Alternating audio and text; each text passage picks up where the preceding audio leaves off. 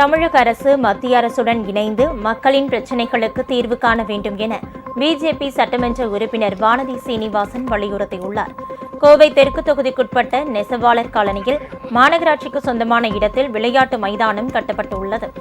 இதனை பிஜேபி தேசிய மகளிர் அணி தலைவியும் சட்டமன்ற உறுப்பினருமான வானதி சீனிவாசன் திறந்து வைத்தார். பின்னர் செய்தியாளர்களை சந்தித்த அவர், அமைச்சர் உதயநிதி அரசியல் பேசுவதை விட்டுவிட்டு மத்திய அரசுடன் இணைந்து செயல்பட வேண்டும் என்றார். மத்திய அரசும் மாநில அரசும் இணைந்து நிறைய வளர்ச்சி திட்டங்களையும் மக்களோட இந்த மாதிரி வேதனையான நேரத்துல ஒன்றுபட்டு செயல்பட வேண்டியிருக்கு.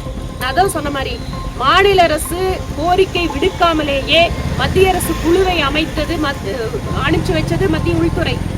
நீங்க ராணுவத்துறையுடைய ஹெலிகாப்டர், நேவியோட ஹெலிகாப்டர், ஃபுட் மெட்டீரியலோட சேர்த்து அங்க கொடுத்தது மத்திய அரசனுடைய குழு. இதனால மாநில அரசு நீங்க எதுவுமே பண்ணல, நாங்க தான் எல்லாமே பண்ணோம் அப்படின்னு சொல்ல வரல. ஆனா தமிழகத்தினுடைய இந்த பிரச்சனைகளுக்கும் வேதனைகளுக்கும் உடனடி தீர்வை கொடுத்திருப்பது மத்திய அரசு. நீங்க எப்படி பேசுறீங்க? பொதுவெளியில ஒரு பொறுப்புகள் இருக்கக்கூடிய அமைச்சர் எப்படி பேசுறீங்க? உங்களோட பேச்சுக்கள் எப்படி இருக்கு?